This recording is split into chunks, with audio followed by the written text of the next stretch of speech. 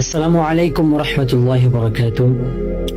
আল্লাহ পাক রব্বুল আলামিন কোরআন মাজিদে বলেন, মান কানা ইউরিদু হারসাল আখিরাতি নাজিদ লাহু ফি হারসি।